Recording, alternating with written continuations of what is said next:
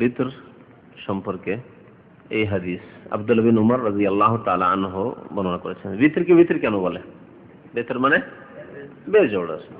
আর যেহেতু বিতর নামাজ হচ্ছে বেজোড় নামাজ, সেই জন্য বিতরকে বিতর বলা হয়। বাংলায় যেহেতু ওয়া শব্দ নেই, ব আছে, এই জন্য বিতর করে দিয়েছে ব দিয়ে, কিন্তু আসলে ওয়া দিয়ে, বা দিয়ে তো লেখা হয় না, বিতর আসলে। তো বিতর এটা বাংলায় যেহেতু উচ্চারণ করলে ওই বয়ে আসতে হবে ফিরে। হিন্দিতে আছে, আবার হিন্দিতে আছে বচন, ওচন, বচন মানে ব আর ওয়াইয়ের মাঝখানে একটা শব্দ আছে, হিন্দিতে আছে, কিন্তু এতে নেই, বাংলায় নেই। বাংলাতে দুটো ব আছে না, ওই ব দুটো কি ব পড়া হয়, কিন্তু ওই দুটো ব হিন্দিতে এরকম করে ক খ গ করে আছে, একটাকে ব পড়া হয় যেটা পেট কাটা আছে, আর একটা পেট কাটা নেই, ওটাকে ওয়া পড়ে ওরা, ওয়া। তাহলে ওটা দিয়ে লিখলে ভিতরে চলতে পারে, কিন্তু বাংলায় চলে না, যার ফলে ওটা বেতর হয়ে গেছে। বা দিয়ে লিখলেও যা হয়, আর ওয়াজের রে, আমাদের দেশের মানুষের যারা তাজবিদ জানে না, কেরাত বুঝে না, তারা কি বলে? ওয়াজের বে বলে সোজা, বাজের বেও বলে, আর ওয়াজের বেও বলে। তো ওয়াজের ওয়ে আসলে ওয়াজের থাকলে ওয়ে হয়। উইতর ওই রকমই, এখানে উইতে আছে ওয়াজের ওয়ে, উইতর বাংলায় বেতর, এক কথায়। আব্দুল্লাহ বিন ওমর রাদিয়াল্লাহু তাআলা আনহু বর্ণনা করেছেন, ভিতর কি ভিতর এই জন্য বলে যে ভিতর হচ্ছে বেজোড়। বেজোড় মানে কত? 3, 1, 3, 5, 7, 9, 11। 11 মানে তাহাজ্জুদ সহ সব ভিতর, সবগুলি ভিতর। একও ভিতর। আমাদের দেশের মাযহাবপন্থীরা এক রাকাত নামাজ স্বীকারই করে না, অথচ সহিহ হাদিসগুলিকে অস্বীকার করে। এক রাকাত আবার নামাজ হয় নাকি তাদের কথা। অথচ নবী সাল্লাল্লাহু আলাইহি ওয়াসাল্লাম তারা যে ওয়াহিদা, বহু হাদিস রয়েছে, এক রাত ভিতর পড়লেন, সর্বনিম্ন এক। ইন্নাল্লাহা বিতরুন ইউহিব্বুল বিতরা, আল্লাহ বেজোড় মানে এক, ইউহিব্বুল বিতরা, এজন্য বিতরকে বেজোড়কে ভালোবাসেন। বিভিন্ন আমলের ক্ষেত্রে বেজোড় রয়েছে, 3 বার পড়া, 7 বার পড়ার আমল আছে, তাই না? তারপরে আপনার নামাজের ক্ষেত্রে তো হইলই, এইরকমই খাওয়ার ক্ষেত্রে নবী সাল্লাল্লাহু আলাইহি ওয়াসাল্লাম এর আগে গত সপ্তাহে হাদিস পড়েছেন, ওয়ায়াকুলুহুন্না বিতরান, ওখানে বিতর আছে, বেজোড় খেতেন। ঈদুল ফিতরের দিনে যে খেজুর খেয়ে যেতেন, বেজোড় খেজুর খেয়ে যেতেন, বিতরান, মানে এখানে বেজোড়ের অর্থে ব্যবহার হয়েছে গত সপ্তাহের হাদিসে। এখানে বিতর মানে শুধু বেজোড় না, বেতর নামাজ। কিতাব মা জা ফিল বিতরে মানে ফি সালাতিল বিতরে, বেতর নামাজ সম্পর্কে যা কিছু এসেছে হাদিসে, সেই সম্পর্কে অধ্যায় আব্দুল্লাহ বিন উমর রাদিয়াল্লাহু তাআলা আনহুমা বর্ণনা করছেন যে কানা নবী সাল্লাল্লাহু আলাইহি ওয়াসাল্লাম ইউসাল্লি ফিস সাফারি আলা রাহিলাতিহি, নবী করিম সাল্লাল্লাহু আলাইহি সাল্লাম সফরে নিজ সওয়ারির ওপর আরোহণ করেই সালাত আদায় করতেন, যানবাহনের উপরে চেপেই নামাজ আদায় করতেন। হাইরু তাওয়াজ্জাহাত বিহি, যেখানেই বা যেদিকেই, যেখানে বা যেদিকেই যাক না কেন বা ফিরে যাক না কেন, সওয়ারির উপরে নবী করিম সাল্লাল্লাহু আলাইহি ওয়াসাল্লাম বেতরের নামাজ আদায় করতেন। এখানে কিসের কথা আছে? বেতরের কথা পরে আসছে। নবী সাল্লাল্লাহু আলাইহি ওয়াসাল্লাম সফরে নামাজ পড়তেন সওয়ারির উপর। তখনকার সওয়ারি কি ছিল? নবী সাল্লাল্লাহু আলাইহি ওয়াসাল্লামের সফরে, দূরে সফরে সওয়ারি ওটি ছিল। আর এমনি গাধার পিঠে চাপা অথবা খচ্চরের পিঠে চাপা, এটা কাছাকাছি হয়তো মদিনার আনাচে কানাচে আশেপাশে থাকলে তখন। দূরের সফর গাধার পিঠে করা যায় না, দূরের সফর খচ্চরের পিঠে করা যায় না, আর দূরের সফর ঘোড়ার পিঠেও হয় না, এগুলি কাছাকাছি জায়গা হয়। আর মরুভূমিতে দীর্ঘ আপনার সফর 200, 400, 500, 700, 800 কিলোমিটার, বুকের যুদ্ধ গেলেন নবী সাল্লাল্লাহু আলাইহি ওয়াসাল্লাম 700 কিলোমিটার। তো এগুলি সব ছিল। মদিনা থেকে মক্কা যেতেন, হজের সফর, মক্কা বিজয়ের সফর, উমরার সফরও, হুদাইবিয়া সন্ধির সফর, সবগুলি কোন সওয়ারির উপর? উটের উপর। নবী সাল্লাল্লাহু আলাইহি ওয়াসাল্লামের জামানায় যে সওয়ারি ছিল, নিজের আয়ত্তাধীন না আয়ত্তের বাইরে? আয়ত্তাধীন। তাহলে সওয়ারি 2 রকম। এর দ্বারা বোঝা যায় সওয়ারি হচ্ছে মানে যানবাহন 2 রকম। কিছু যানবাহন আছে আপনার আয়ত্তে, আপনার কন্ট্রোলে, আর কিছু যানবাহন আছে সওয়ারি আছে যেগুলি আপনার কন্ট্রোলের বাইরে, আয়ত্তের বাইরে। যেমন আজকালকার জমানে এরোপ্লেন আপনার আয়ত্তের নেই, যারা তার মালিক পাইলট তাদের ইচ্ছা মতো যেখানে ইচ্ছা নামবে। আচ্ছা, তারপরে বাস, তারপরে আপনার ট্রেন, হ্যাঁ হ্যাঁ, এগুলি আপনার আয়ত্তে নেই, এগুলো আপনার আয়ত্তে নেই, কিন্তু আপনার প্রাইভেট কার আয়ত্তে আছে। তাহলে দুই রকমের সওয়ারি আছে, দুই রকমের সওয়ারির হুকুমে পার্থক্য আছে, দুই রকমের সওয়ারির হুকুমে পার্থক্য আছে। অনেকগুলি মাসলা মাসাইল এইসব সওয়ারির সাথে জড়িত। প্রথম কথা, ফরজ নামাজ আর সুন্নত নফল নামাজ। সওয়ারির উপর কি সবগুলি নামাজ পড়া যাবে, একটা প্রশ্ন। হ্যাঁ, তারপরে সওয়ারি কোন ধরনের, নিজের আয়ত্তাধীন না আয়ত্তের বাইরে। আপনার নামাজের রক্ত হয়েছে, নামাজের রক্ত হয়েছে, এখন বাস থামাচ্ছে না। উমরার বাসে, বিশেষ করে উমরার বাসে আসার ক্ষেত্রে, সাবকো বাসে সফর করছেন, ট্রেনে সফর করছেন, এগুলোতে এই দেশে হোক অথবা দেশে গিয়ে হোক, বাংলাদেশে হোক, ভারতে হোক, তখন আপনার আয়ত্তে নেই। আপনার নামাজ পড়ার ইচ্ছা আছে, নামাজের সময় চলে যাচ্ছে, বাস থামছে না, ট্রেন থামছে না। হ্যাঁ, কি করবেন তখন? ফরজ নামাজ গাড়ির উপরে পড়বেন না, গাড়ি থেকে নেমে পড়বেন। গাড়ি থেকে নেমে পড়বেন, একাই আছেন, মাল সামান গাড়ির ভিতরে, ট্রেনে আছে, যদি নিচে স্টেশনের নামে সাথে চুরিয়ে যাবে, নানা সমস্যার ব্যাপার সবার আছে। কিন্তু নিজের গাড়ি, নিজের প্রাইভেট কারে ঢাকা থেকে আপনি পাবনা সফর করছেন, হ্যাঁ, কি করবেন? গাড়িতেই একই রকম হুকুম হবে দুটোর? ট্রেনের যে হুকুম, বাসের যে হুকুম, সে আপনার প্রাইভেট কারেরও সেই হুকুম না। তো যাই হোক, আশা করি এইসব ভূমিকাটা বুঝতে পারছেন যে মাসলা মাসাইল কোনটা কোন দিকে যাবে বুঝতে পারছেন। বাকি ধীরে ধীরে বলছে, আগে হাদিসটা তর্জমা করি। নবী করিম সাল্লাল্লাহু আলাইহি ওয়াসাল্লাম কি করতেন? ইউসাল্লি ফিস সাফারে, সফরে নামাজ আদায় করতেন, সালাত আদায় করতেন, আলা রাহিলাতিহি, নিজের সওয়ারির উপর, মানে উটের উপর।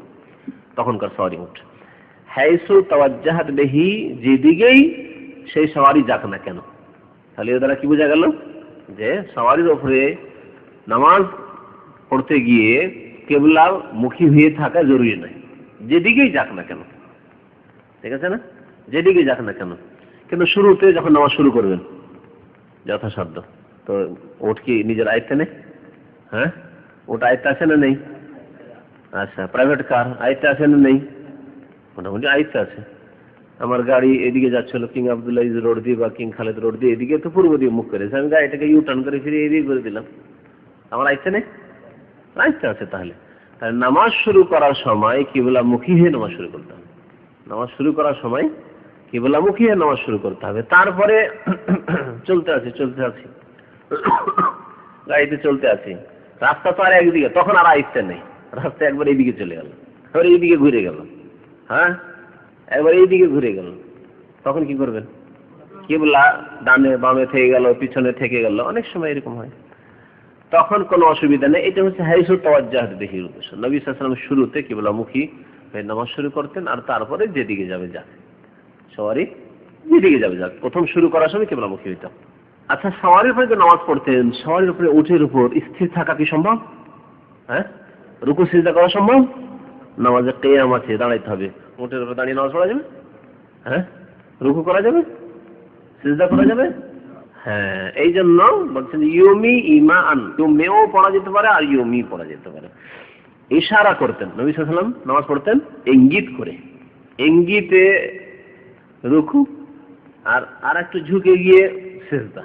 এই দেখুন, অসুস্থ ব্যক্তি যারা রুকু সিজদা করতে পারে না, বসে বসে নামাজ পড়ছে, হয়তো সিজদা যেতে পারে না, তারা ঝুঁকে ঝুঁকে নামাজ পড়ে, একটু ঝুঁকলে রুকু হয়ে গেল, আর একটু ঝুঁকলে সিজদা হয়ে গেল। এই হাদিস দ্বারা এই মশলা, বহু মশলা এই হাদিস দ্বারা ইস্তেমাদ করা যেতে পারে। তার মধ্যে এইটাও, নবী সাল্লাল্লাহু আলাইহি ওয়াসাল্লাম যখন সওয়ারির ওপর সুস্থ অবস্থায় ইশারায় রুকু, ইশারায় সিজদা, ঝুঁকে রুকু, ঝুঁকে সিজদা করতেন, তাহলে অসুস্থ ব্যক্তি, যে ব্যক্তি মাথা জমিনে ঠেকাতে পারছে না, সিজদায় যেতে পারছে না, সেই ব্যক্তি ঝুঁকে গিয়ে রুকু করবে, অথবা কোমর ঝুঁকাতে পারছে না বেশি, সেই ব্যক্তি হালকা ঝুঁকে রুকু করবে, আর একটু বেশি ঝুঁকে গিয়ে সিজদা করবে, মানে সিজদার তাসবিহ পাঠ করবে। এই যে নামাজ পড়তেন, কোন নামাজ ছিল? ফরজ নামাজ। তাহলে ওটের পিঠের ওপর ফরজ নামাজ ছিল না, সালাতুল লাইল, রাতের নামাজ। কোন নামাজ ছিল? রাতের নামাজ। রাতের নামাজ কোন নামাজ? এশার ফরজ নামাজ তো রাতের নামাজ, ফজরের নামাজ তো রাতের নামাজ, বা মাগরিবের নামাজ তো রাতের নামাজ, এগুলো সব রাতের নামাজ। এই জন্য নজরে কি রাত আছে, রাতের নামাজগুলিতে জেহরি কি রাত আছে। কিন্তু হাদিসের ভাষায় সালাতুল লাইল রাতের নামাজ মানে ফরজ নামাজ নয়। রাতের নামাজ মানে হচ্ছে সালাতুল লাইল, মানে কিয়ামুল লাইল।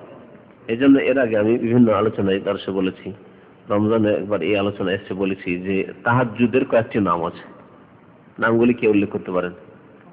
একটা হচ্ছে কিয়ামুল লাইল, রাতের কিয়াম, মানে দীর্ঘক্ষণ দাঁড়িয়ে যেহেতু নবী সাল্লাল্লাহু আলাইহি ওয়াসাল্লাম তেলাওয়াত করতেন, লম্বা তেলাওয়াত করতেন, এই জন্য এর নাম হচ্ছে কিয়ামুল লাইল।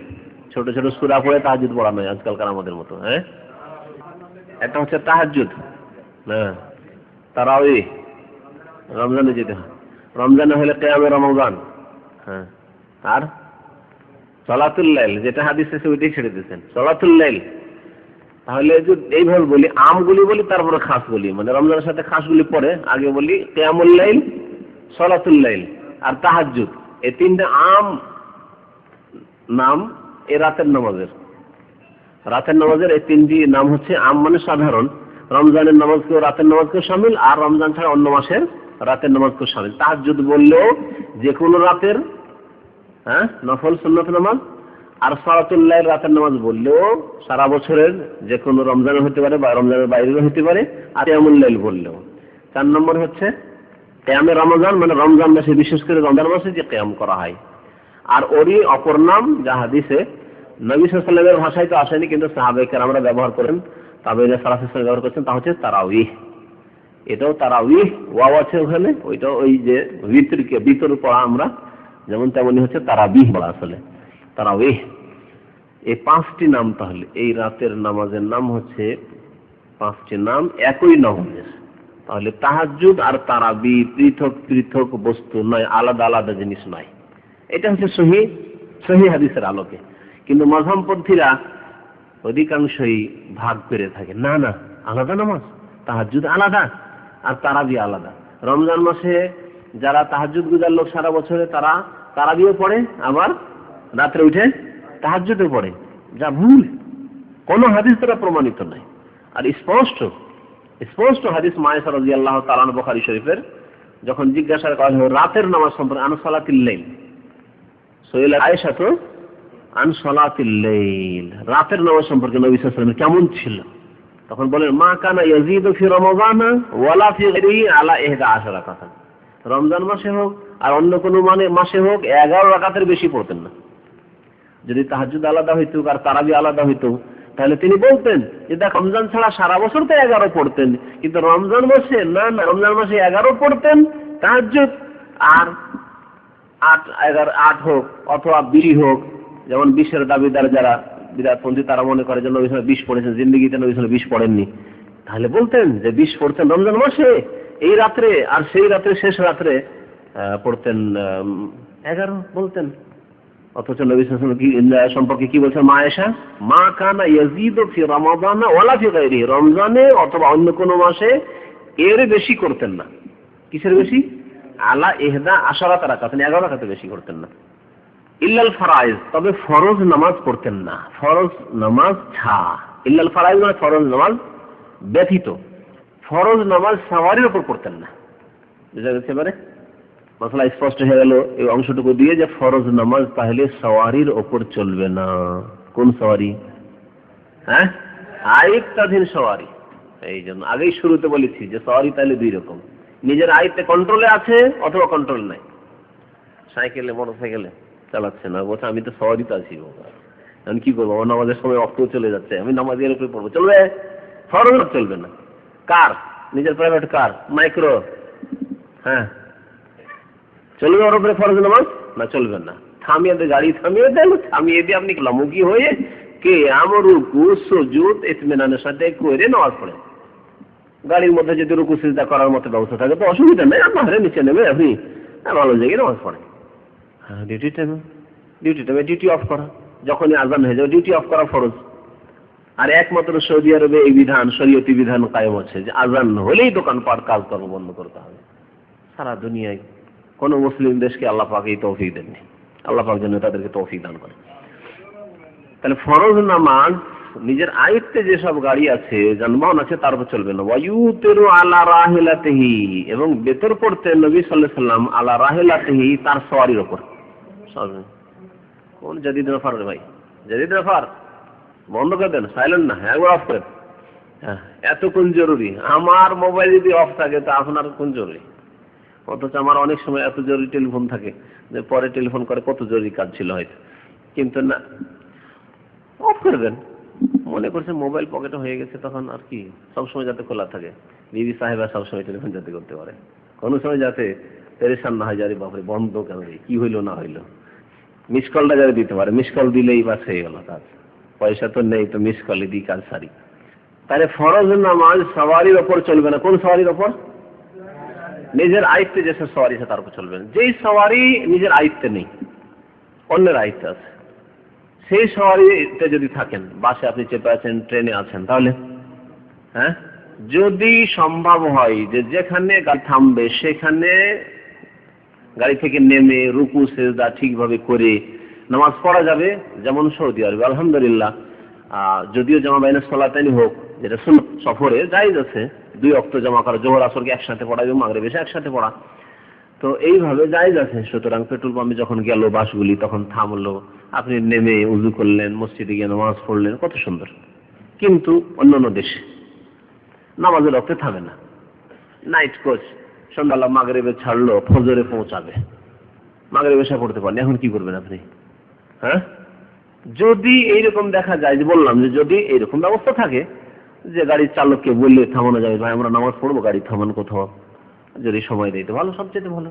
গাড়ির নিচে আপনি ভালোভাবে নামাজ পড়েন, যেভাবে নামাজ আদায় করতে হয় ইতমিনানের সাথে। আর যদি না হয় না, গাড়ি থামবে না। অমুসলিম দেশে বা নাম কেউ আছে মুসলিম সমাজ, মুসলিম দেশ, মুসলিম চালক, হ্যাঁ, মুসলিম গাড়ির মালিক, কিন্তু এরা নামাজের সময় আসলে গাড়ি থামায় না। আপনার নামাজের সময়, আসরের নামাজের সময় চলে যায়, সূর্য ডুবতে যাচ্ছে, অথবা ফজর নামাজের সূর্য উঠতে যাচ্ছে, মাগরিব এশার নামাজ এদিকে রাতে 11টা সাড়ে 11টা হতে যাচ্ছে, নামাজ এখন অর্ধেক রাত শেষ হতে যাচ্ছে, নামাজ কাজা হতে যাচ্ছে, কাজা হতে দিতে হবে না। যে কোনো গাড়ির উপরে থাকেন না কেন, নামাজ তখনই আদায় করতে হবে। লং রুটে, বিশেষ করে ভারতে ট্রেনে সফর করতে হয়, বোম্বাই থেকে কলকাতা সফর করতে 50 ঘন্টা লাগে, 2000 কিলোমিটার, প্রায় 2000 কিলোমিটার, 50 ঘন্টা লাগে। কোনো গাড়ি 40 ঘন্টার কম, আর 50 ঘন্টা, অনেক সময় তারও বেশি লাগে যায়। তাহলে এর মধ্যে 3 দিনের নামাজ চলে গেছে, 48 ঘন্টা, 2-3 দিনের নামাজ চলে গেছে, 10 ওয়াক্ত নামাজ। সাধারণ লোকরা তো করে এরকম নামাজ কাজা করে, এক শ্রেণীর আলেম মৌলভীরাও এরকম নামাজ কাজা করে, জায়েজ নয়, হারাম। এইরকম নামাজ আল্লাহ কবুল করবেন না। যে গাড়িতে আছেন সেজন্য ট্রেনে কি করবো, নামাজ পড়তে পারি না, আচ্ছা নেমে গিয়ে বোম্বাই নামবো তখন পড়ে নেবো, দিল্লি নামবো তখন পড়ে নেবো, আচ্ছা বোম্বাই থেকে কলকাতা যাচ্ছি, কলকাতা গিয়ে পড়ে নেবো, জায়েজ নাই। আরো লং রুট ধরেন, যদি আপনি বোম্বাই থেকে যে গুয়াহাটি যায়, একবারে আসাম পার হয়ে আপনার ওই সিলেট, আরো লং রুট 3000 কিলোমিটার, 3000 কিলোমিটার, 60 ঘন্টা, 65 ঘন্টা লাগবে, 60-65 ঘন্টা সফর। এইসব লং রুটে অনেকেই এই নামাজগুলিকে কাজা করে, জায়েজ নাই।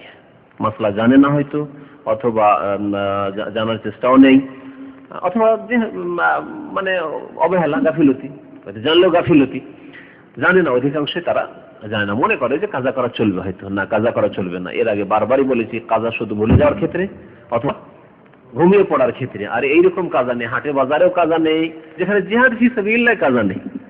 আপনার ট্রেনে চাপা, বোম্বাই থেকে আপনার গুয়াহাটি যাওয়া, দিল্লি যাওয়া, কলকাতা, এটা মানে আপনার নামাজ কাজা করা যাবে? অথচ জিহাদের মাঠে নবী সাল্লাল্লাহু আলাইহি ওয়াসাল্লাম কাজা করছেন না? জিহাদের মাঠে জিহাদ চলতে আছে, একদল পাহারা দিচ্ছে, শত্রুদের কোরআনে কারীম আল্লাহ পাকের বিধান উল্লেখ করেছেন, এর আগে এই হাদিসগুলো উল্লেখ করা হয়েছে। সালাতুল খাউফের হাদিস, ভয়ের নামাজ, না, নামাজ পড়ার ব্যবস্থা নেই। মুশকিল হচ্ছে যে নামাজ পড়ার ব্যবস্থা নেই। তবে ট্রেনের ওপরে দাঁড়িয়ে নামাজ পড়া যেতে পারে, যদি গ্যালারিতে কেউ দাঁড়িয়ে নামাজ পড়ে, কিন্তু সমস্যা, বসে নামাজ পড়া যাবে হয়তো। বিধান বলবো, যদি এই ক্ষেত্রে এই গাড়িগুলি থেকে নেমে স্টেশনে, জানেন যে অমুক জংশন বড় স্টেশন, সেখানে আধা ঘন্টা থামবে, আমি নিচে নেমে নামাজ পড়তে পারবো, আর আমার মাল সামান হেফাজতে কোনো অসুবিধা নেই, সাথী সঙ্গী আছে, একজন দেখাশোনা করবে, আমি নামাজ পড়বো এইভাবে, তাহলে ঠিক আছে। কারণ মাল সামান চুরি হয়ে যাবে, এটাও আপনার জন্য ঠিক নয় যে আপনি এই ঝুঁকি নিয়ে যে মাল সামান চুরি হয়ে যায় কিন্তু আমি স্টেশনের নিচে নেমে নামাজ পড়বো, এটা ঠিক নয়। আপনার মাল সামান হেফাজত করা জরুরি। সুতরাং দেখতে হবে, যদি একাই সফর থাকে তাহলে আপনি নামতে পারছেন না গাড়ি থেকে। যদি নামতে পারেন, হ্যাঁ, সময় পেলেন, আধা ঘন্টা গাড়ি থামছে, জানেন না 5 মিনিট থামতে পারে, 7 মিনিট থামতে পারে, এদিকে নামাজ শুরু করেছে, এদিকে গাড়ি টান দিয়ে দিল, মুশকিলে পড়ে যাবেন আপনি। এই ক্ষেত্রে গাড়ি থেকে নামবেন। তাহলে গাড়ি থেকে নেমে যদি নামাজ পড়া সম্ভব হয় স্টেশনে বা যে কোনো জায়গায়, তাহলে ভালো কথা। আর যদি গাড়ি থেকে না নামা সম্ভব হয়, তাহলে যেসব গাড়ি আপনার আয়ত্তে নেই সেই সব গাড়ির মধ্যেই নামাজ পড়তে হবে।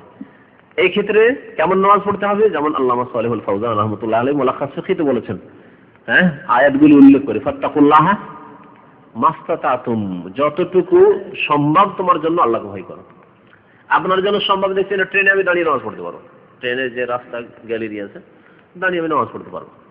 পড়েন আপনি ওখানে, দেখছেন যে না দাঁড়িয়ে নামাজ পড়ার কোনো উপায় নেই, তাহলে আমি ওপরে যে আপনার ওই ব্যাংকার আছে অথবা সিট আছে, আমি বসে নামাজ পড়তে পারবো। বসে নামাজ পড়েন। আমি কিবলামুখী হয়ে নামাজ পড়তে পারবো, তাহলে কিবলামুখী হয়ে পড়েন। না, ট্রেন চলছে উত্তর দক্ষিণ, পশ্চিমে হয়ে যাবে না, বা এমন না হয়ে আছে যে আমি পশ্চিম দিকে কিবলামুখী হয়ে নামাজ শুরু করতে পারছি না, তাহলে যে কোনো অবস্থাতে নামাজ পড়ো। ফাত্তাকুল্লাহ মাস্তাতাতুম, যথাসাধ্য আল্লাহকে ভয় করো এবং তুমি নামাজ ওয়াক্ত মোতাবেক পড়ো, যে অবস্থায় হোক পড়ো। দাঁড়িয়ে পড়লে দাঁড়িয়ে পড়ো, বসে হলে বসে পড়ো, বসে না হলে শুয়েও পড়ো, সবগুলি এই ক্ষেত্রে প্রযোজ্য। এর উপরে একটি বড় পোস্টার আছে শেখ ইবনে উসাইমিন রাহমাতুল্লাহ আলাইহির, সলাতুর রাকিব বলে, সওয়ারির উপর নামাজ। ওতে বিস্তারিত এই আলোচনাগুলি তিনি করেছেন যে যেই যানবাহন আপনার আয়ত্তের বাইরে, আপনার কন্ট্রোলে নেই, সেই যানবাহনে যদি নামাজ সম্ভব হয় তাহলে নেমে পড়বেন, আর না হলে ওই সওয়ারির উপরেই সিটে বসে বসে নামাজ পড়বেন। কিছুই যদি না করতে, আপনার সিটে বসে আছেন, গাড়ি চলছে, সিটে বসে আছেন, নামাজ পড়তে পারেন। সিটে বসে আছেন তখন কিবলামুখী হয়ে না এইদিকে, দক্ষিণ দিকে, উত্তর দিকে, পূর্ব দিকে, কিবলা পেছন দিকে। আল্লাহু আকবার, রুকু, সেজদা, নামাজ পড়তে হবে, নামাজের মাফ নেই। এই হচ্ছে নামাজের গুরুত্ব, কোনো অসুবিধা নেই। কেন কোন হাদিসে একটা হাদিস দেখেন যে যেখানে ছবি আছে নামাজ হবে না। আমাদের সেই মশলা খুব মশহুর আছে, যদি কোনো জায়গায় ছবি থাকে নামাজ হবে না, এই ফতোয়া খুব আমাদের দেশে মশহুর আছে না নেই? আমি এখন দলিল চাইছি, আপনারা তো দলিল দিতে পারবেন না। যদি কোনো বড় আল্লামার সাথে যোগাযোগ থাকে, বলেন খালি একটি দলিল চাই, যেখানে ছবি থাকবে সেখানে নামাজ হবে না। ফেরেশতা প্রবেশ না করলে নামাজ হবে না, এটা কি নাকি? হ্যাঁ, যেখানে ফেরেশতা প্রবেশ করে সেখানে নামাজ কবুল হবে না, এটা বোঝা যায় থেকে? রহমত হবে না, কিন্তু নামাজ হবে না। কোথা থেকে ফতোয়া পেল? এগুলো সব এক শ্রেণীর মানে অল্প বিদ্যাওয়ালাদের ফতোয়া, অথবা যারা গতানুগতিক শুনে ফতোয়া, সুন্নি ফতোয়া, মানে শুনে লোক মুখে শুনেছে যে ছবি টবি থাকলে, ফটো থাকলে নামাজ হয় না, শুধু ছবিটাকে নামাজের সময় ঢেকে রাখো, আর 24 ঘন্টা ছবি খোলা, নিজের বিবির ছবি সবসময় টেবিলে সাজিয়ে রেখেছে।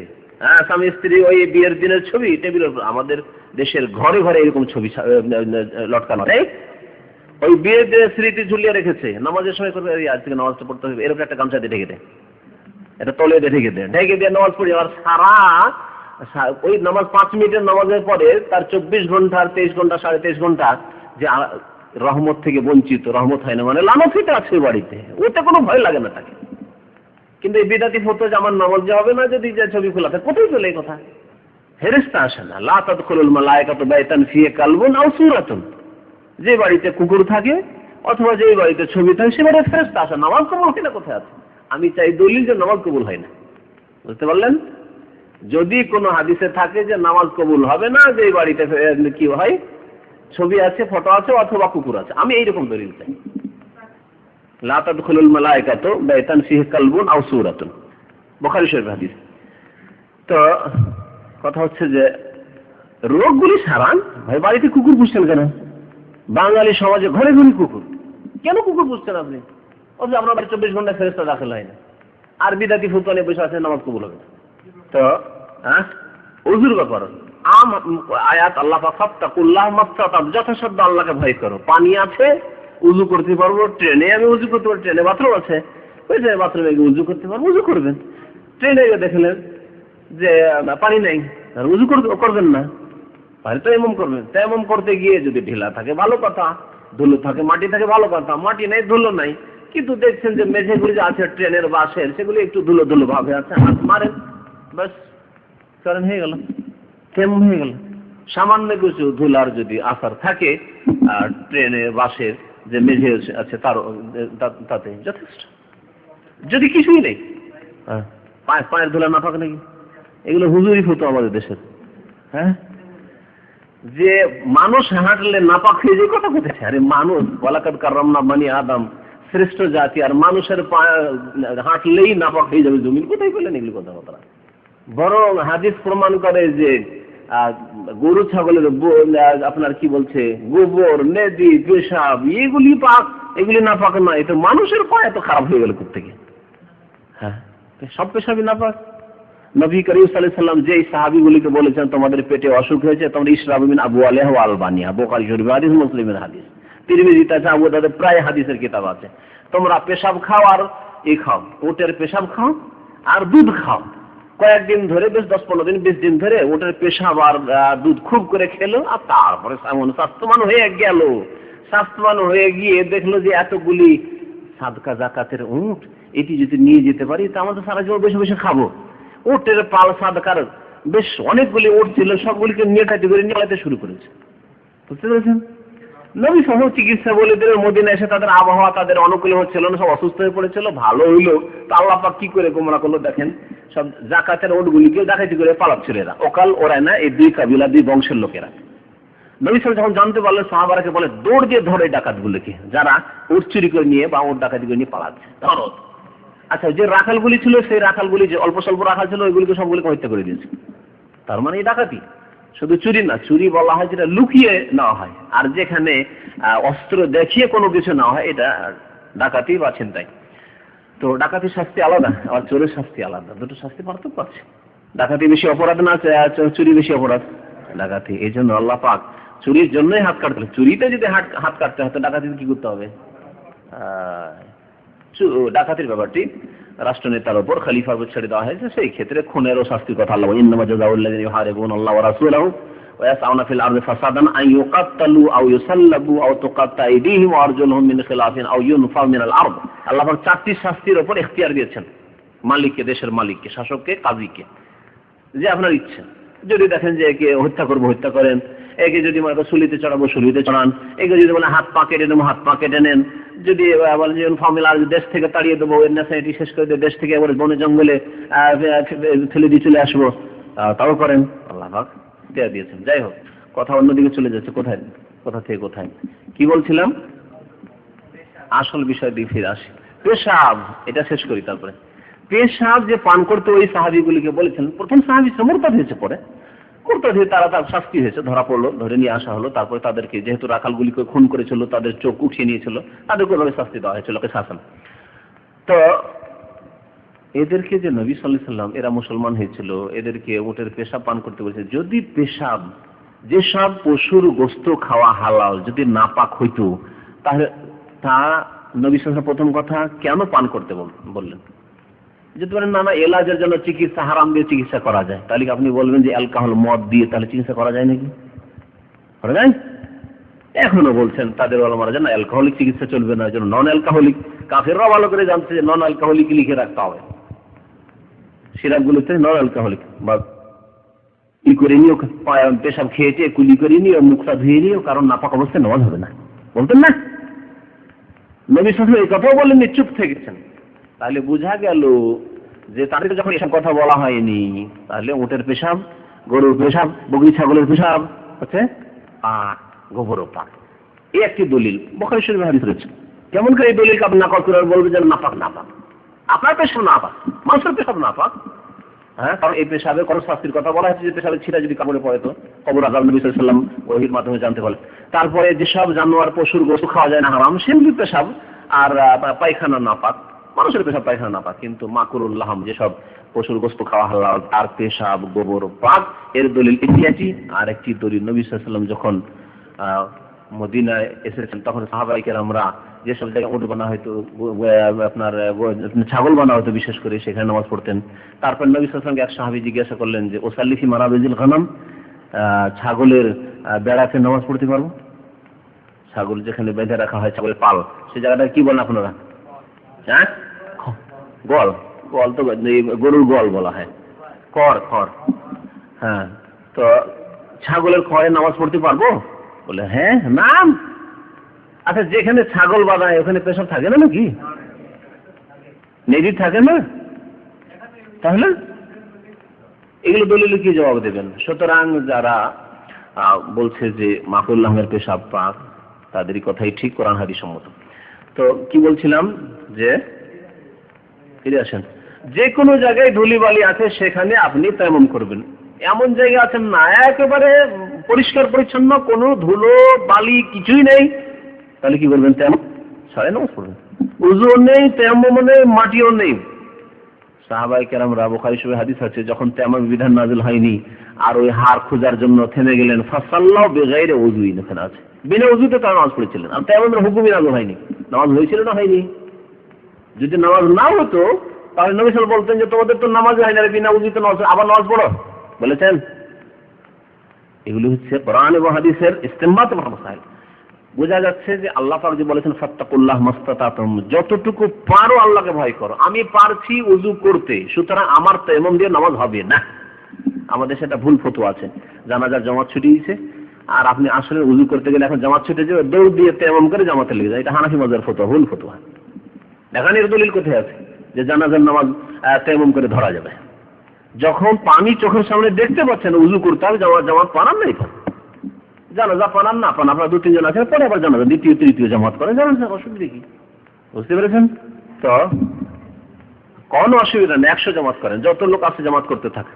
জি, কবর সামনে করে নবী সাল্লাল্লাহু আলাইহি ওয়াসাল্লাম জানাজার নামাজ পড়েছেন, হাদিস বুখারী শরীফ আছে। জি, হ্যাঁ, নামাজ পড়া যাবে। যদি ওযুর ব্যবস্থা নেই, পানিও নেই, তায়াম্মুমের ব্যবস্থা নেই, ফাসাল্লাহু বিগাইরি উযু, ইন সাহাবায়ে কেরাম নামাজ পড়েছেন। বিনা উযুতে বিনা তায়াম্মুমে নামাজ পড়তে হবে, কিন্তু নামাজ ছাড়া চলবে না। নামাজ ছাড়া চলবে যাবে না। জি জি, নামাজ ছাড়া যাবে না, নামাজ পড়তে হবে। হ্যাঁ, গোসল ফরজ থাকলেও তায়াম্মুম করতে হবে। যদি গোসল করতে পারে গোসল করবে, গোসল করতে না পারে তায়াম্মুম করবে। আর তায়াম্মুম যদি না করতে পারে তায়াম্মুম করেন না, তাহলে কি নামাজ পড়বে না? আপনি এমন একটা জায়গায় আছেন, আল্লাহ না করে কোনো আসামি এমন জায়গা আছে ঘন্টা নামরে, যেখানে এমন জায়গায় রেখেছেন দেখেন না তার কাছে পানি আছে, না তার কাছে মাটির ব্যবস্থা আছে, ঘন্টা নামতে বিল্ডিং এর মধ্যে রেখেছে, আবার ফ্রেশ বিল্ডিং এর মধ্যে, ঘন্টা নামর জঙ্গলে, আর সেখানে যে আমেরিকা ধরে নিয়ে গেছে সব আসামি, আর ওর স্বপ্ন বেশ হয়ে গেছে। কি বলবেন? তুমি নামাজ পড়িও না, আর কুফরি অবস্থায় মরো নাকি? নামাজ পড়তে হবে, যে কোনো অবস্থায় নামাজ পড়তে হবে। তো মাসলা মাসাইল অনেক দূরে চলে গেল। আর একটি গুরুত্বপূর্ণ মাসলা আছে, ওয়ায়ুতিরু আলা রাহিলাতিহি, নবী করিম সাল্লাল্লাহু আলাইহি ওয়াসাল্লাম সওয়ারির উপর কি করতেন? বেতর পড়তেন। ইল্লাল ফারাইজ, ফরজ পড়তেন না। তাহলে বোঝা গেল যে বেতর কি? বেতর ফরজ নয়। আর ফরজ ওয়াজিবে কোনো পার্থক্য নেই শরীয়তের ভাষায়, সুতরাং বেতর ওয়াজিবও নয়, ফরজও নয়। বুঝা গেছে এবারে? নবী করিম সাল্লাল্লাহু আলাইহি ওয়াসাল্লাম সওয়ারির উপর ফরজ নামাজ ছাড়া বাকি নামাজ পড়তেন, মানে সুন্নত নফল নামাজ পড়তেন। আর সেই সব সুন্নতের অন্তর্ভুক্ত একটি নামাজ যে বেতর, ওয়ায়ুতিরু আলা রাহিলাতি, সওয়ারির উপর বেতর পড়তেন। ইমাম বুখারী রাহমাতুল্লাহ আলাইহি এই হাদিস নিয়ে এসে তিনি দলিল পেশ করেছেন যে নবী সাল্লাল্লাহু আলাইহি ওয়াসাল্লাম যখন বেতর সওয়ারির উপরে পড়েছেন, তাহলে বোঝা গেল যে বেতর ওয়াজিব নয়। বেতর ওয়াজিব যদি হইতো কখনো সওয়ারির উপরে পড়তেন না, যেমন ফরজ পড়েননি, কারণ ফরজ আর ওয়াজিবে আরবি ভাষায় কোনো পার্থক্য নেই। এই জন্য ইমাম শাফিঈ, মালিক, আহমদ তারা বলেছেন ফরজ ওয়াজিব একই জিনিস, কোনো পার্থক্য নেই। আর এটি কোরআন হাদিসের কথা। কোতেবা মানে ফরেজা, ফরেজা মানে ফরেজা, আওজাবা মানে ওয়াজিব হওয়া, ফরজ হওয়া, বিধিবদ্ধ হওয়া, যা না করলে গুনাহগার হইতে হবে। তো বেতর সওয়ারির উপরে নবী সাল্লাল্লাহু আলাইহি ওয়াসাল্লাম পড়েছেন, তার মানে বেতর সুন্নাতে মুআক্কাদা, বেতর ওয়াজিব নয়। যে ফতোয়া দেশে শুনে আছে, কোনো অসুবিধা নেই। একটু কেন, যদি আপনার কাপড় শুধু রুচির খেলাফ যদি আপনি পান ভালো কাপড় আছে, তাহলে কাপড় বদলেন। এই জন্য অনেক জিনিস পাক কিন্তু নোংরা, আপনার কাপড়ে কাশফোটালে, সর্দি কাশি এত ছিল, পানির মতো বইতে বইতে আপনার গুতরা খারাপ হয়ে গেছে, হয় না? হ্যাঁ, বিশেষ করে হেলাল মোল্লাকে তো বলতে হবে না। তো আপনি তারপরে কি এই পোটাওয়ালা গুতরা নিয়ে নামাজ পড়বেন নাকি? যদি আপনার রুচি থাকে তাহলে আপনি পড়বেন না, কিন্তু দেখছেন না আনোয়ারের মতো ইমাম মসজিদ, এই গুতরা না হলে তো যদি নামাজ পড়ানো যাবে না, তাহলে ও কাশফোঁটা থাকলেও নামাজ পড়তে হবে, উপায় কি? রাখতেই হবে। আর আমার কাছে দিয়ে কিছু নেই যদি এরকম অবস্থা হয়, কিন্তু আমাদের মতো লোক জরুরি নয় এটা রাখা, আমাদের জন্য অত জরুরি নয়, সুতরাং খারাপ হয়ে আছে, নোংরা হয়ে আছে, রুচি লাগছে, লোক রাখি, এটাকে ধুয়ে টুয়ে পরে পড়বে, এখন বিনা গুতরাতে নামাজ পড়বে, ঠিক আছে? তো রুচির ব্যাপার আলাদা। পেশাব, গরু ছাগলের পেশাব যে কোনো জায়গায় আছে, রুচির ব্যাপার, কিন্তু নাপাক নয়, কোন হাদিস নাপাক বলছে না। দর্শ লম্বা হয়ে গেছে, সুতরাং হাদিস আর আগে বাড়িয়ে লাভ নেই, এখান থেকে থাক নাকি। কিতাবুল ইস্তিসকা আগামী সপ্তাহে ইনশাআল্লাহ ইস্তিসকার বাব এবং ইস্তিসকার নামাজ সম্পর্কে, যদিও নামাজে ইস্তিসকার হাদিসে সামান্য একটা হাদিস নিয়ে আসা হয়েছে, ইনশাআল্লাহ তাআলা ইস্তিসকার বাকি হাদিস হয়তো আলোচনা করে দেওয়া হবে।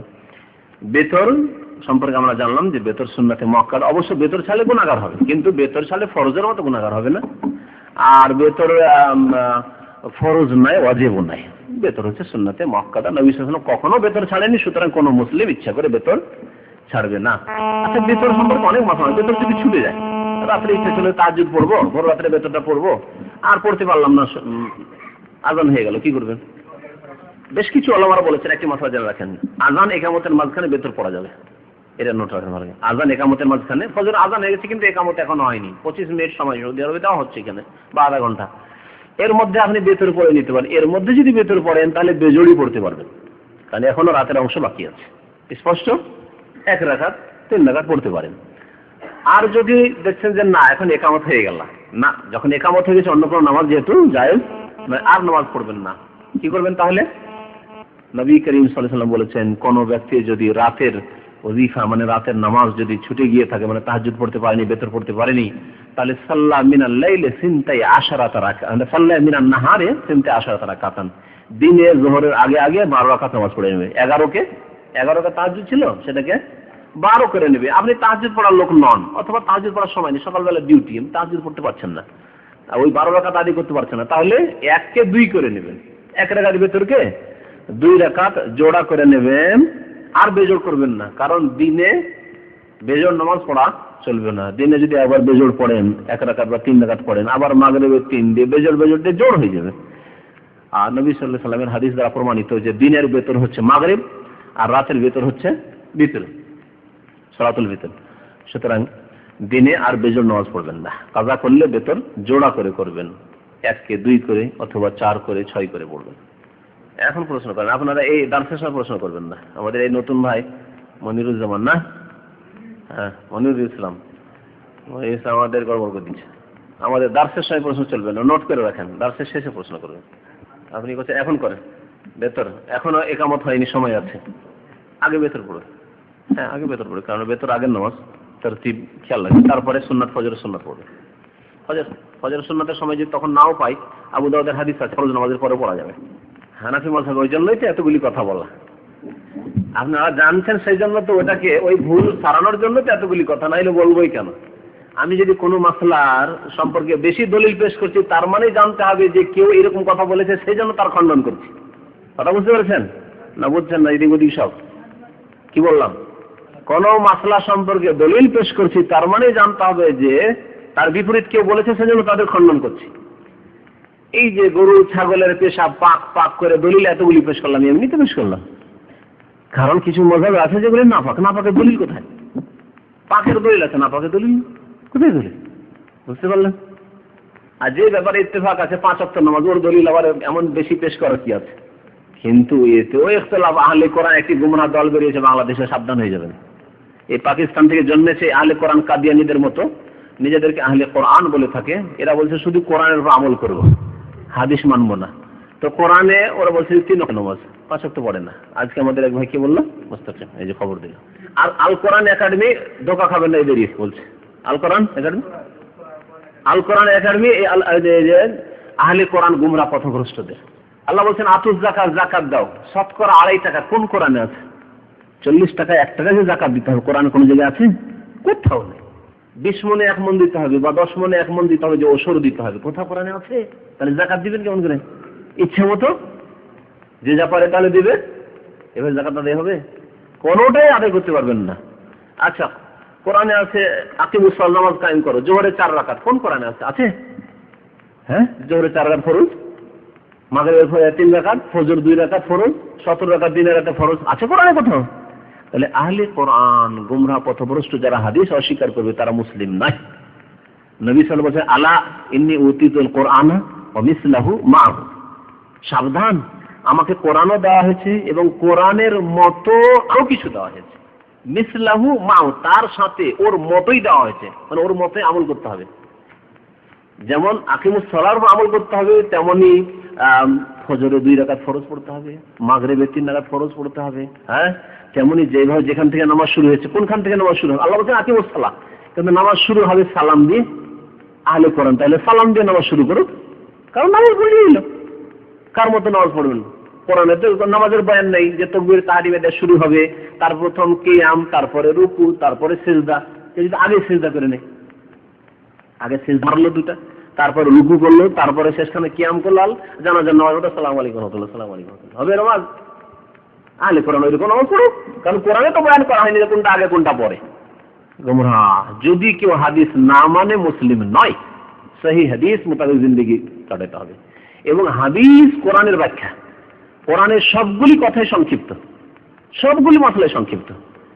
আল্লাহ হিজাব পর্দার কথা বলেছে, পর্দা কেমন করে করতে হবে, কতটুকু করতে হবে, কোরআনে কোথাও নেই। কোরআনে আছে মহিলারা তাদের অলংকার প্রকাশ করবে না ইল্লা মা যাহারা মিনহা, যতটুকু প্রকাশ হয় বাস ততটুকু। কতটুকু প্রকাশ হয়? হ্যাঁ, হাদিস আছে, হাদিস আছে সাহাবীর মহিলারা তারা কিভাবে পর্দা করছে, চেহারা পর্দা করতে, একটা চোখ খুলে রাখেন দেখার জন্য, রাস্তা দেখার জন্য, ওইভাবে পর্দা করতে হবে। আজকালকার জমানায় যেহেতু পাতলা চিকন কাপড় পাওয়া গেছে, সেই জন্য হয় নেকাব করে দুটো চোখ হয়ে ছিদ্র রাখেন, অথবা সামনে কাপড়ের চিকন কাপড় দিয়ে দেখা যাচ্ছে সেই জন্য, না হলে একটা চোখ খুলে যান। এটা হচ্ছে সুন্নাত তরিকা। কিন্তু কোরআনে কোথায় আছে যেভাবে পর্দা করতে হবে? ঠিক যদি বলে কোরআনে জিনত অলংকার প্রকাশ করতে নিষেধ করা হয়েছে, অলংকার ঢেকে রাখবে, হাতে মালা আছে ঢেকে রাখবে, হাতে চুড়ি আছে ঢেকে রাখবে, আর চেহারা খুলে রাখবে। আহলে কোরআন তাই বলবে। আলহামদুলিল্লাহি রাব্বিল আলামিন ওয়া সালাতু ওয়া সালামু আলা রাসূলিল কারীম ওয়া আলা আলিহি ওয়া সাহবিহি আজমাইন। আম্মা বাদ, ইয়াকুলুল মুআল্লিফ রাহিমাহুল্লাহু তাআলা কিতাবুল ইসতিসকা। মহান আল্লাহর সমস্ত প্রশংসা, দরুদ সালাম আলাইহি নবী সাল্লাল্লাহু আলাইহি সাল্লামের, আল্লাহুম্মা সাল্লি আলাইহি ওয়া বারিক আলাইহি। এই অধ্যায় হচ্ছে ইসতিসকা সম্পর্কে। ইসতিসকা মানে পানি পান করা, তলব করা। সুকিয়া মানে পানি পান করা। সাকায়াস্তি মানে পানি পান করা, সাকালমা পানি পান করানো। ইসতিসকা মানে পানি পান করানো, তলব করা, মানে আল্লাহ তুমি পানি পান করো আমাদের, বা পানি দাও। যদি খুব আরো সহজ ভাষায় বলি তাহলে পানি তলব করা। ইসতিসকা মানে পানি তলব করা, বৃষ্টি চাওয়া। কোন পানি চাওয়া? বৃষ্টি। বৃষ্টি চাওয়া হচ্ছে ইসতিসকা। এখান থেকে সলাতুল ইসতিসকা মানে পানি চাওয়ার সালাত, নামাজ, পানি চাওয়ার সালাত। তো কিতাবুল ইসতিসকা এই অধ্যায়টি বুখারীর, সহিহ বুখারীর, এটি সহিহ বুখারী বাংলা, যেটি মোটামুটি যতগুলি বাংলায় অনুবাদ হচ্ছে তার মধ্যে ভালো। যদি ভুল মুক্ত কোনোটাই নয়, সামান্য কিছু ভুল থাকতে পারে কোনো জায়গায়, এটা জানা আছে আপনাদের। তৌহিদ প্রেসের যেটা কয়েকজন মিলে যেটা অনুবাদ করেছে তৌহিদ প্রেস থেকে, আমাদের যে লিস্টটা আছে সেই লিস্টের প্রথম নম্বরে এই সহিহ বুখারীর নাম আছে, বাংলা অনুবাদ।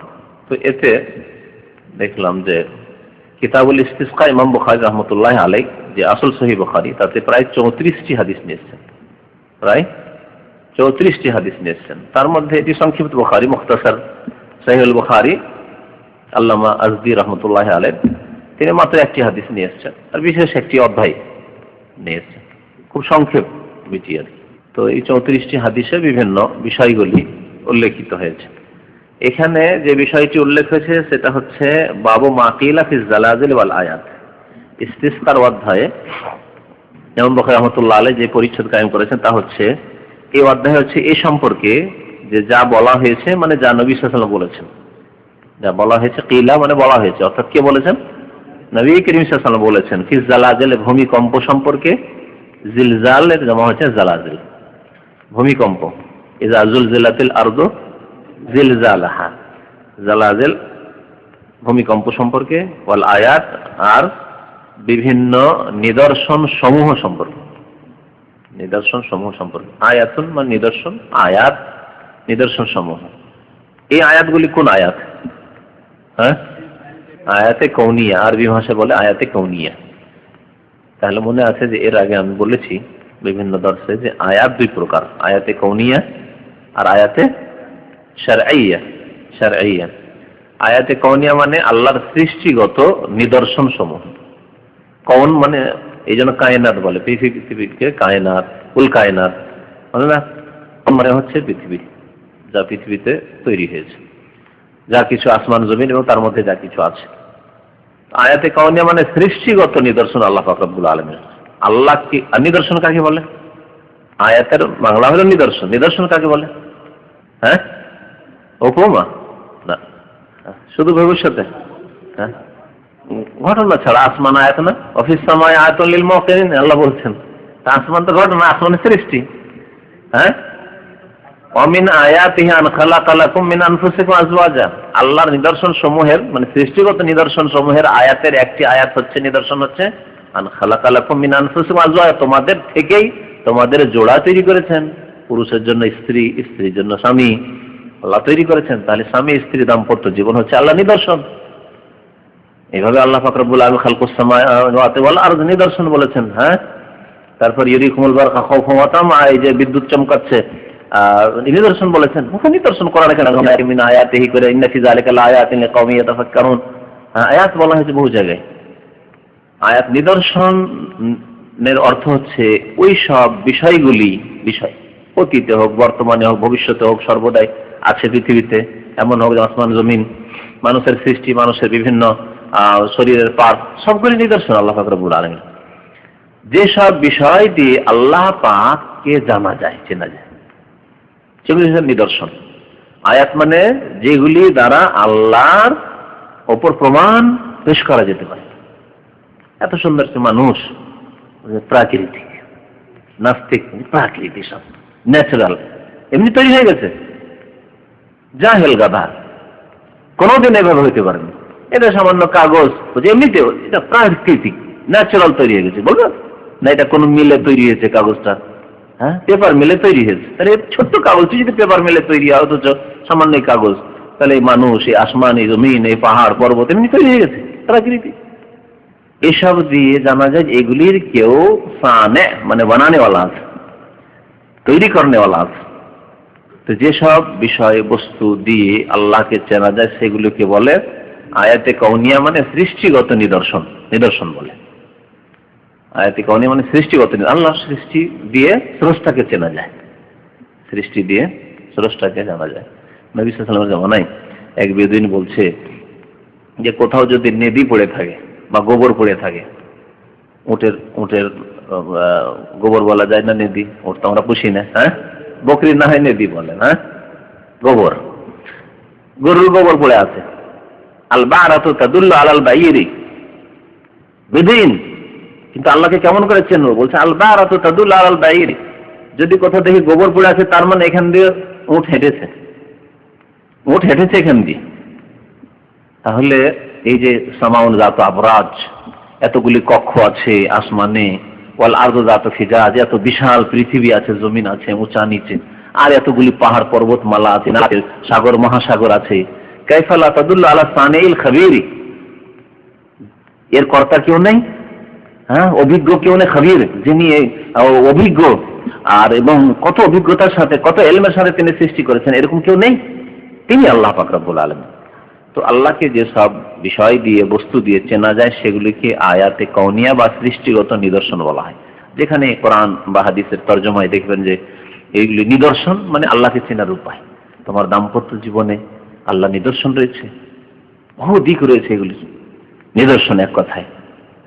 তো এখানে বলা হয়েছে যে ভূমিকম্প এবং নিদর্শন সমূহ সম্পর্কে যা কিছু নবী সাল্লাল্লাহু আলাইহি ওয়াসাল্লাম বলেছেন, নিদর্শন সমূহ।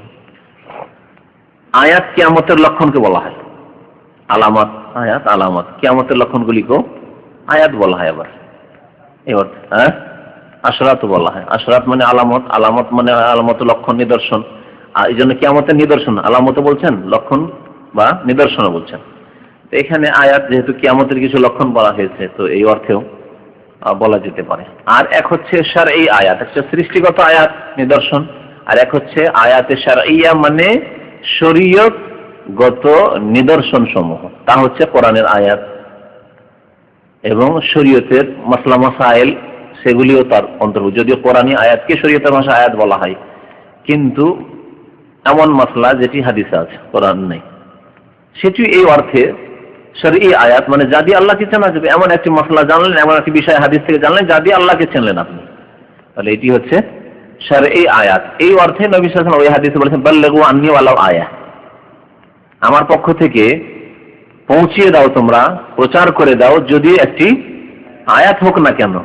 আয়াত মানে শুধু কোরআন আয়াত পৌঁছাবেন, আর কালা রাসূলুল্লাহ বনিয়াল ইসলাম আলা খামসিন পৌঁছাবেন না নাকি, তাহলে সেটিও আয়াত, মানে শরীয়ত গত আয়াত, সে কোরআনী আয়াতই হোক, যাকে শরীয়তের ভাষায় আয়াত বলা হয়, আয়াতে কোরআন, অথবা নবী সাল্লাল্লাহু আলাইহি ওয়াসাল্লাম কোনো হাদিস হোক, কোনো মাসলা মাসাইল হোক, তিনি। তো যে ভূমিকম্প সম্পর্কে এবং নিদর্শনগুলি সম্পর্কে বা কিয়ামতের লক্ষণ সম্পর্কে নবী কারীম সাল্লাল্লাহু আলাইহি ওয়াসাল্লাম কি বলেছেন, আন আবি হুরায়রা, আবু হুরায়রা রাদিয়াল্লাহু তাআলা আনহু থেকে বর্ণিত, কাল নবী সাল্লাল্লাহু আলাইহি ওয়াসাল্লাম বলেছেন, নবী সাল্লাল্লাহু আলাইহি ওয়াসাল্লাম ইরশাদ করেছেন, লা তাকুমুস সাআতু, কিয়ামত তখন পর্যন্ত বা অতদিন পর্যন্ত কায়েম হবে না, হাত্তা ইউকবাজাল ইলমু, যতক্ষণ ইলম উঠিয়ে না হবে বা তুলে না হবে। কাবাজা ইয়াকবুজ মানে গ্রহণ করে নেওয়া, আল্লাহ গ্রহণ করে না মানে তুলে নেওয়া। যতক্ষণ ইলম না উঠিয়ে না হবে, হাত্তা ইউকবাজাল ইলমু, হাত্তা ইউকবাজা, ইউকবাজু পড়বেন না, অথচ মুজারে কি হয়, দাম্মা হয়, ফাআলা ইয়াফআলু, তাহলে কাবাজা ইয়াকবেজু, আল্লাহু ইয়াকবেজু ওয়া ইয়াবসুতু, তো ইয়াকবেজু হয়তো মাজহুল আছে, ঠিক আছে, হাত তারপরে আন উজ্জ থাকে, আর আন কি করে, ফেল মুজারিকে ফাতা দিয়ে থাকে, জবর দিয়ে থাকে। এই জন্য প্রত্যেকটাতে জবর দিয়ে পড়তে হবে, ফাতা দিয়ে পড়তে হবে, হাত্তা ইউকবাজা।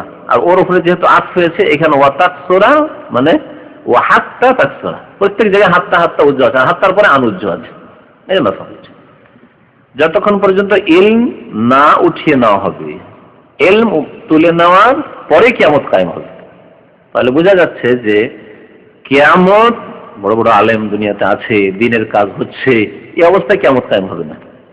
কিয়ামত যে সময় কায়েম হবে, দিনের কোনো আলেম থাকবেন না, সঠিক দিন আপনাকে জানাবার কেউ থাকবে না, সব জাহেল অজ্ঞ দিন সম্পর্কে থাকবে। কেমন করে হবে আল্লাহ পাক ভালো জানে। তবে নবী সাল্লাল্লাহু আলাইহি ওয়াসাল্লাম একটি হাদিসে বলেছেন, ওই হাদিসটি এর আগে পড়েছেন, ইন্নাল্লাহ লা ইয়াকবিজুল ইলমা ইনতিজান ইয়ানতাজিহু মিনাল ইবাদ ওয়ালাকিন ইয়াকবিজুল ইলমা বিকবজিল উলামা। আল্লাহ পাক রব্বুল আলামিন অন্য হাদিস আছে, মিন সুদুর, ইন্নাল্লাহ লা ইয়াকবিজুল ইলমা ইনতিজান ইয়ানতাজি মিন সুদুরিল ইবাদ, বান্দার অন্তরে এখানে কোরআন হিফজ আছে, হাদিস মুখস্থ আছে, দিনের হাজার হাজার মাসলা মাসাইল জানা আছে, হালাল হারাম জানা আছে, আর হঠাৎ করে রাতে ঘুমাইলো, সকালে দেখছে যে এই সিনার মধ্যে কিছু নেই, সব উঠে গেছে, তুলে নেওয়া আছে, এমন হবে না। একজন আলেম হয়ে গেছে, তারপরে সে হঠাৎ করে নিরের জাহেল আর কিছু জানছেন, এমন হবে না। ইয়ানতাজিহু মিনাল ইবাদ বা মিন সুদুরিল উলামা, এরকম হবে না। ওয়ালাকিন ইয়াকবিজুল ইলমা, তবে ইলমকে উঠিয়ে না হবে, কেমন করে, বিকবজিল উলামা, উলামাদেরকে তুলে নিয়ে। ভালো ভালো আলেম মারা যাবেন, কোরআন সুন্নাহর আলেম মারা যাবেন, তারপরে তার জায়গা দখল করার মতো, তার শূন্য স্থান পূরণ করার মতো ভালো কোন আলেম পাওয়া যাবে। দেখেন আগের যুগের দিকে যদি তাকিয়ে দেখেন, ইমাম বুখারীর পরে তার বিকল্প এসেছে, ইমাম আহমদের পরে বিকল্প এসেছে, ইমাম ইবনে তাইমিয়ার পরে বিকল্প এসেছে। হ্যাঁ, এখনকার জামানায় যদি দেখেন, পৃথিবীর 3 জন আলেমের ইন্তেকালের পরে, ইমাম আব্দুল আজিজ ইবনে বাজ রাহমাতুল্লাহ আলাইহির ইন্তেকালের পরে তার বিকল্প কি আছে? নেই। আল্লামা নাসিরুদ্দিন আলবানীর ইন্তেকালের পরে কি বিকল্প কোন মুহাদ্দিস আছে? এরকম নেই। শেখ ইবনে উসাইমিনের ইন্তেকালের পরে আর কেউ আছে? তার পর্যায়ের কেউ নেই। এইভাবে বাকি যেগুলো আছে, ধীরে ধীরে সেগুলো যখন উঠে যাবে, ওই শূন্য স্থানগুলি পুরা হবে না, এইভাবে এলম উঠে যাবে। তাহলে অজ্ঞতা বিরাজ করবে, তখন মানুষকে তো সমস্যার সমাধান চাইতে হবে, তখন যাবে জাহেল। জাহেল মানে একেবারে কিছু পড়াশোনা করবে না এমন কথা নেই, পড়াশোনা হয়তো করেছে কিন্তু তেমন এলম রাখে না, হালাল হারাম দলিল সহ বলতে পারবে না, জায়েজ না যে দলিল সহ বলতে পারবে না। মসজিদের ওই যে ইমামতি করে, তার কাছে সব মশলা মশলা জানতে চাইবেন, ও ভাববে যে আমি যদি খালি হাতে ফিরি তো আমার চাকরি থাকবে করতেই। হালাল হারামের ফতোয়া দিতে থাকবেন, ভুল ফতোয়া দিতে থাকবে, বা পেটের গরজে ফতোয়া দিতে থাকবে। এক শ্রেণীর লোকের পেটের গরজে সুদকে হালাল করে দিচ্ছে, বিভিন্ন ক্ষেত্রে বহু জিনিসকে হালাল করে দিচ্ছে, ইন্স্যুরেন্সকে হালাল করে দিচ্ছে, জুয়াকে। তো এইভাবে হতে থাকবে। এই যে ডিএকশনকে অনেক মৌলবি মোল্লা হালাল করে দিয়েছে। হাইয়াতে কুবার উলামা, গতকাল না পরশু 2 দিন আগে জানলাম। আগে থেকে আমি ডিএকশনকে হারাম বলতাম, আর দু একটা ফতোয়া কাতার ফাতার থেকে নিয়ে এসে ওই ফটোকপি করে ডিএকশনের ব্যবসা যারা করে বাঙালিদের মধ্যে, ওরা আমার কাছে নিয়ে এসেছে। আমি বললাম সৌদি আরবের হাইয়াতে কুবার উলামা, বড় উলামাদের যে পরিষদ আছে, সেখানকার কোনো একজন আলেমের ফতোয়া নিয়ে আসে, তারপর আরো দেখা করতে আসেনি। তো 2-3 দিন আগে জানলাম, ইমেলে এসেছে আমাদের কাছে, যে হাইয়াতুল কিবার উলামা সৌদি আরবের কাছে পেশ করা হয়েছিল এই বিষয়টি, ডিএকশনের বিষয়টি। তারা একেবারে বিল ইজমা, সর্বসম্মতি করে বলেছেন যে ডিএকশন হারাম। এই যে পয়েন্টের উপরে যে আপনার বসে বসে পয়সা আসছে, এটা হারাম, এক ধরনের জুয়া, জায়েজ নয়। সুতরাং আল্লাহকে ভয় করা উচিত। অনেক নামাজি মানুষ শুনছি এই ডিএকশনের ব্যবসায় জড়িত। আল্লাহ পাক যেন হেদায়েত করেন এবং মাফ করেন। লোভ সামলাতে না পেরে তখন ওই সুবিধাবাদী খুঁজে যে কোনো জায়গা থেকে রাস্তা বের হয় কিনা হালাল করা, এরকম। আর খুব অধিক পরিমাণে, কাসরা একসর কারমা একরমতি, কাসরা মাজি আর একশো, খুব অধিক পরিমাণে কি হবে? ভূমিকম্প হবে। কিয়ামতের পূর্বে খুব বেশি পরিমাণে ভূমিকম্প হবে। দেখেন আজকাল ভূমিকম্প কত বেশি হচ্ছে। জাপানের খবর রাখেন, জাপানের খবর রাখেন, যারা খুব বেশি ভূমিকম্প হয়। হ্যাঁ, ইন্দোনেশিয়ায় ভূমিকম্প হইল, এই তো কিছুদিন হলো কাশ্মীরে ভূমিকম্প হইল, আরো বাড়বে। এইটা এই যে হারগুলো বাড়বে ভূমিকম্প। সৌদি আরব পর্যন্ত শুনলেন কিছুদিন আগে ইয়াম্বর কাছাকাছি আল ইস, যেখানে আমার এক ভাই ছিল, আব্দুর রহিম ছিল, চলে এসছে। গোটা শহরকে খালি করে দেওয়া হয়েছে। মদিনা নিয়ে আসা হয়েছে, আর ইয়াম্বর নিয়ে আসা হয়েছে, অনেক বিভিন্ন জায়গায় লোকজন আছে, এখনো ভয়ে যেতে পারেনি। তো ভূমিকম্প আরো বাড়বে দুনিয়াতে। এবং ভূমিকম্প হয় কিসের জন্য? এই জমিনের উপরে যখন খুব বেশি পাপ হইতে লাগে তখন ভূমিকম্প বেড়ে যায়। এখন পাপের হার কিন্তু বাড়তি আছে, অন্যায় অশ্লীলতা বাড়তি আছে, ঘরে ঘরে অশ্লীলতা। গ্রামে টিভি ছিল না, ফিল্ম ছিল না, অশ্লীলতা ছিল না। আজকাল সবকিছু ডিশ লাগিয়ে দিয়ে সবকিছু, দুনিয়ার যত গান্দা জিন্দিগিতে আপনার মা খালা দাদা দাদি নানা নানি, দাদা দাদির যুগে জায়গা মা খালা জানতো না যে ডিশ দিয়ে গোটা দুনিয়ার ওই আমেরিকা, ফিলিপাইন আর বিভিন্ন দেশের একবার নোংরা উলঙ্গ ছবি এইরকম হয়, এটা জানতো না, কল্পনা ছিল না। এখন চোখে দেখছে, আর দেখে দেখে যখন অভ্যাস হয়ে গেছে তখন হারাম হারামে লাগে না, গোনা গোনাই লাগে না। দাঁড়িয়ে নিয়ে মহিলা খবর পড়েছে বাংলা ভাষায়, উর্দু ভাষায়, দেখতে আছে, ওকে এটা হারামও লাগে না, গুনার মতো লাগে না। খবর শুনতে হয় মহিলা, অথচ হারাম নারীর দিকে তাকানো জরুরি হয়ে গেছে ওর জন্য। খবর মানে টিভিতে শোনা, পত্রপত্রিকা মহিলাদের ছবি থেকে খালি নাই। জালাজেল বললাম তো, হ্যাঁ হ্যাঁ, জালজালাতুন জালজালাতুন ইন্না জালজালাতাস সাআতি শাইউন আযীম। জিলজাল মাসদার, আর জালজালাতুন যে আছে ওর জমা হচ্ছে জালাজাল। কোরআনে কারিমে আছে না সূরা হজে, ইন্না জালজালাতাস সাআতি শাইউন আযীম। কিয়ামতের যে ভূমিকম্প হবে খুব বড় বিষয় হবে, খুব বেশি পরিমাণে কি হবে? ভূমিকম্প হবে। ওয়া ইয়াতাকারাবুজ জামানু, আর সময় সংকুচিত হয়ে যাবে। জামান মানে যুগ বা সময়, যুগ জামানা বলছি আমরা তো নিজের ভাষায়। জামানা মানে সময়গুলি সংকুচিত হয়ে যাবে, সময় খুব কাছে চলে আসবে। তাকারাবু মানে সময় একে অপরের কাছাকাছি চলে আসবে। এর কি অর্থ? কেউ বলেছেন যে বাহ্যিক অর্থে। হ্যাঁ, দেখি কি জানার, রূপক অর্থ। তাহলে বাহ্যিক অর্থ নাই। কেউ বলেছেন না বাহ্যিক অর্থে আছে, অর্থাৎ এই যে 24 ঘন্টার দিন রাত আছে এরকম থাকবে না, আরো শর্ট হয়ে যাবে, তাড়াতাড়ি করে সময় শেষ হয়ে যাবে। আল্লাহু আ'লাম, এটা বাহ্যিক অর্থ যারা নিয়েছে। আর আরেকটি অর্থ হচ্ছে রূপক অর্থে। এত কারো সময় সংকুচিত হয়ে যাবে মানে সময় এত দ্রুত পার হয়ে যাবে যে আপনি পরে দিন, আরে কতদিন হলো, 20 বছর হয়ে গেল, সৌদি আরব 20 বছর হয়ে গেল, মনে হচ্ছে এই তো এলাম সৌদি আরব। হ্যাঁ, দিন পার হয়ে চলে যাচ্ছে, আবার রমজান ফিরে চলে আসলো, আবার হয়তো হজ, গত হজ করলাম, এই আবার হজ ফিরে চলে এসছে। ব্যস্ততা, আজকালকার জামানায় এত মানুষ ব্যস্ত কাজে, সারা দিন ধাই মেশিনের মতো এমন মেহনত করছে যে সারাদিন পার হয়ে গেল, শুইলে আবার সকাল হয়ে গেল, আবার লাগলো, এই করে আমাদের জীবনটা ঠিক ওই রকমই। মানে এমন ভাবে মানে আমরা ঘুরপাক খাচ্ছি যে খুব তাড়াতাড়ি মনে হয় সময়গুলি পার হয়ে চলে যাচ্ছে। কিন্তু আজকের থেকে 30-40 বছর পিছনে চলে যান, গ্রামের চাষিরা চাষাবাদ করতো, সকালবেলা গেল, 10টার মধ্যে ফিরে চলে এলো, চাষাবাদ করে ফিরে চলে, সারাদিন বসে আছে, সময় পার হয় না। আজকাল শহর বাজারে গিয়ে দেখেন, আমরা তো হয়তো 8 ঘন্টা 10 ঘন্টা করে ফিরে আছি, কিন্তু শহর বাজারে বড় বড় সিটিতে যারা আছে এত ব্যস্ত যে ওর খাওয়ার সময় নেই। টেলিফোন আর মোবাইল আর ব্যবসা আর ওই হিসাব, ব্যস্ত।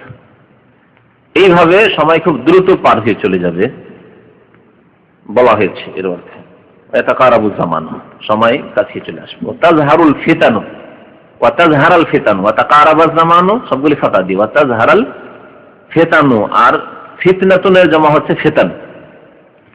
ফিতনা বিপর্যয় প্রকাশ পাবে, বিপর্যয় ফিতনা প্রকাশ পাবে। ফিতনা ফিতনা, তার মধ্যে ফিতনা 2 রকম ভাগ করা যায়, দিনের ফিতনা আর দুনিয়ার ফিতনা। দিনের ফিতনা, সবচেয়ে বড় ফিতনা হচ্ছে দিনের ফিতনা, যখন ইসলামকে ইমানকে টিকিয়ে রাখা বহু মুশকিল হয়ে যাবে। আজকাল আপনি চাকরিতে যান, বিভিন্ন কোম্পানিতে, আপনার ইমান বাঁচিয়ে রাখা বড় মুশকিল। কোন কোম্পানি বলবে এই দাড়ি শেভ করে আসতে হবে, তাজহার আল ফিতান।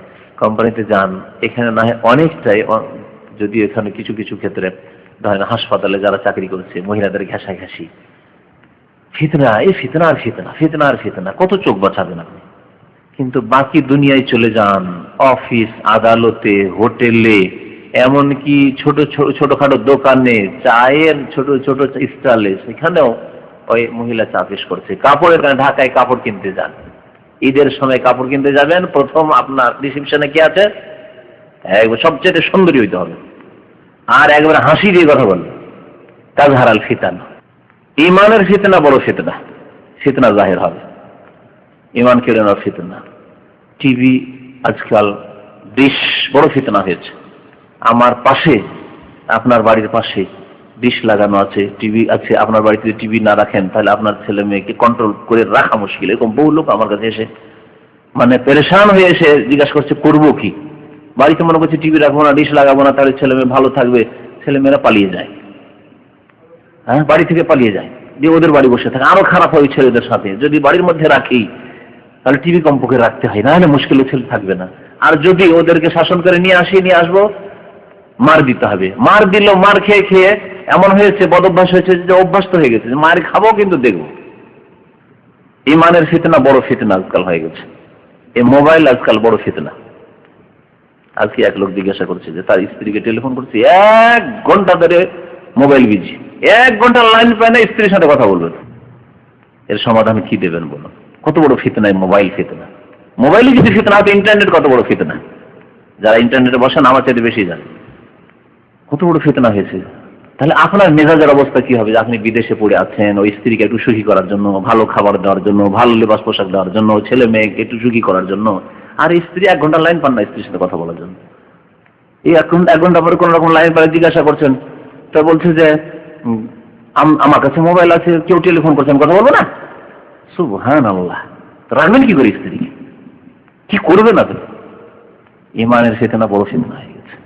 ওইদিকে ওর প্রেম হয়ে গেছে, কাছে ঘন্টার ঘন্টা চলছে ওইদিকে। যদি মনে করেন যে মোবাইল দেবো না, এইরকম যদি আশঙ্কা থাকে, মোবাইল দেবো না, স্ত্রীকে মোবাইল দেবো না, আজকাল মুশকিল। মোবাইল ছাড়া কোনো মহিলা থাকবে, কোন স্ত্রী তার স্বামী থাকে সৌদি আরবে, এটা মানে ধারণার বাইরে। এই কল্পনা করা যাবে না, মনে হয় যাবে কল্পনা করা। কিন্তু যদি এইরকম অবস্থা হয়, আপনার ইমান বাঁচানো, আপনার স্ত্রীর ইমান বাঁচানো, তাহলে আপনার মায়ের কাছে মোবাইল রাখেন, আপনার বাবার কাছে মোবাইল থাক, আর যখন কল করবে দাও, দেন, আমি কথা বলবো, স্ত্রীর সাথে কথা বলবো, আপনার বৌমাকে দেন, কথা বলে না। কিন্তু কতদিন এইভাবে যে এই ফিতনা থেকে মানুষ ইমানকে বাঁচিয়ে রাখতে পারবে, আল্লাহ পাক ভালো। এইরকম বহু ফিতনা, এই ফিতনার ব্যাখ্যা করলে ঘন্টা শেষ হয়ে যাবে। বহু ফিতনা, ফিতনা আর ফিতনা। ইমানের ফিতনা আজকাল বেদিনীর ফিতনা। স্কুল কলেজ ইউনিভার্সিটিতে ছেলে মেয়েদের পয়সা আছে, ডাক্তার ইঞ্জিনিয়ার না বানাইলেও হয় না, কারণ যদি মানে শিক্ষার ময়দানে দাঁড়াইতে হয় তাহলে ছেলে মেয়েদেরকে ডাক্তার ইঞ্জিনিয়ার করতে হবে। আর ডাক্তার ইঞ্জিনিয়ার করতে গেলে নাস্তিক হয়ে হয়তো ফিরে আসবে। যে শিক্ষাঙ্গন বেদিনী প্রতিষ্ঠান, যেখানে ইসলামের কোনো শিক্ষা নেই, কলেজ ইউনিভার্সিটিতে যেখানে সহশিক্ষা, সেখানে আমার ছেলে মেয়েকে পাঠিয়ে মুসলিম হয়ে ফিরে আসবে কিনা আল্লাহ পাক জানে। কথা সত্য নয় কি? সামান্য কিছু বড়াবাড়ি নেই কথা। আলেম তার ছেলেকে পাঠিয়ে বেদিন হয়ে ফিরে আসছে, দাড়ি সাফ করে, মাদ্রাসা পড়ে ফারুক করেছে, তারপরে পাঠিয়েছে কলেজে, তো ডিগ্রি মাস্টার ডিগ্রিটা তুই ইউনিভার্সিটি থেকে নিয়ে আয়, তাহলে ভালো একটা প্রফেসর লেকচার হইতে পারি, পিএইচডি করে দাড়ি টাড়ি সাফ করে নামাজ তোমার ছেড়ে আসছে। এইরকম বহু আমার চেনা পরিচিত লোক আছে, যেসব আলেমদেরকে চিনি তাদের ছেলেদেরকে জানি। ফিতনা, ইমানের ফিতনা বড় ফিতনা, দিনের ফিতনা বড় ফিতনা। দিনের ফিতনা, আপনার দিন, আপনার ছেলে মেয়েদের দিন ফিতনাই পড়ে গেছে। যদি না পড়ান, আজকাল মেয়েদেরকে না পড়ান তো ভালো একটা জামাই পাবেন না। মৌলবি হুজুর মদিনা থেকে পড়ে বিয়ে করতে যাচ্ছে, বিয়ে পাস হওয়া আছে কম, মাধ্যমিক বিয়ে করা যায় নাকি? যদি এই মন মেজাজ তৈরি হয়ে যায়, তাহলে আপনি চাইছেন একটা ভালো ছেলে আমি খুঁজবো, ভালো ছেলে পাবেন কোথায়? আপনার মাধ্যমিক পর্যন্ত রেখে আমি বিয়ে দিয়ে দেবো, তাহলে ভালো ছেলে পাওয়া মুশকিল। আর যদি ওই শিক্ষাঙ্গনে পড়ান, তাহলে মেয়েটাকে ভালো করে ফিরিয়ে পাওয়া মুশকিল। ফিতনা আর ফিতনা, চারিদিকে ফিতনা আর ফিতনা। এইরকম বহু ফিতনা। ইমানের ফিতনা আজকাল তাজহারুল ফিতান। এই যে আলামতটি কিয়ামতের নিদর্শন আসলে স্পষ্ট। আরো যে কথা আল্লাহ পাক জানেন। এই জন্য নবী সাল্লাল্লাহু আলাইহি ওয়াসাল্লাম একটি হাদিস আছে, দাজ্জাল যখন বেরিয়ে আসবে তখন অভিভাবকরা তাদের মেয়েদেরকে, স্ত্রীকে হাত পা বেঁধে রাখবে যে দাজ্জালের সাথে চলে না যায়। তার রশি ছেড়ে কেটে কেমন করে আবার দাজ্জালের সাথে চলে, নিজের বোনকে রাখতে পারবে, নিজের স্ত্রীকে রাখতে পারবে না, নিজের বাড়ির মহিলাদেরকে রাখতে পারবে না। এমন ফিতনা হবে। ওইদিকে যাচ্ছে নাই, এখন আপনার স্ত্রীকে বলেন তোমাকে মোবাইল দেবো না, দেখেন তার অবস্থা কেমন হয়। হয়তো রশি ছিঁড়ে তালাক নিয়ে পালিয়ে যাবে। এখনই যদি এই রশি ছিঁড়তে পারে তাহলে দাজ্জাল আসলে তখন যে কত বড় ফিতনা হবে, ওই রশি ছিঁড়ে পালাবে, হাত পা বেঁধে রাখলে পালিয়ে যাবে। আল্লাহু আকবার। আল্লাহ যেন ঈমান বাঁচায়। আর এইরকম ফিতনার আগে আল্লাহ পাক যেন দুনিয়া থেকে উঠিয়ে নেয়, এটাই ভালো। এইরকম বহু ফিতনা চলে এসেছে এবং বহু ফিতনা আরো আসবে। ওয়াতাজহারাল ফিতান, কিয়ামতের আগে বহু ফিতনা সৃষ্টি হবে। ওয়ায়াকসুরুল হারজ, ওয়ায়াকসুরাল সবগুলি সাতাতে পড়ে, ওয়ায়াকসুরাল হারজ, এবং খুন খারাপি খুব বেশি হবে। হারজ মানে হচ্ছে হত্যা বিষয়, মানে খুন খারাপ বেশি হবে, হতাহত বেশি হবে। কারণ মানুষ স্বার্থের জন্য, স্বার্থ ছাড়া কিছু বুঝবে না, আল্লাহর ভয় চলে যাবে। সুতরাং স্বার্থ, সামান্য টাকার জন্য খুন করবে, সামান্য জমি জায়গার জন্য খুন করবে, সামান্য কথা। তারপরে আজকাল হোক আর যে কোনো সময় হোক, এই খুন খারাপি দুটি কারণে হয়। খুন খারাপি দুনিয়াতে হয় মাত্র দুটি কারণে, একটা পেট আর একটা লজ্জাস্থান। নারী সংক্রান্ত ব্যাপার নিয়ে খুন খারাপি হয়, আর না হলে পয়সার জন্য, আর পয়সার সাথে জড়িত নেতৃত্ব ইত্যাদি সবগুলি, মানে আর কি শাহওয়াত, এক কথায় শাহওয়াতের জন্য এই খুন খারাপি হবে। এই খুন খারাপি খুব বেশি হবে। এটা হচ্ছে ব্যক্তি পর্যায়ে বা সামাজিক পর্যায়ে খুন খারাপি।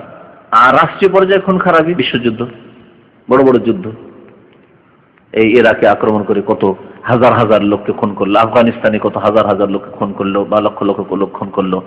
এইভাবে বিভিন্ন দেশে যে যুদ্ধগুলি হচ্ছে তাতে হাজার হাজার লক্ষ লক্ষ লোকের প্রাণ চলে যাচ্ছে। আর আল্লাহ পাকের গজবে কত লোক যে ধ্বংস হবে। একসরুল হারজ, খুন খারাপি খুব বেশি হবে।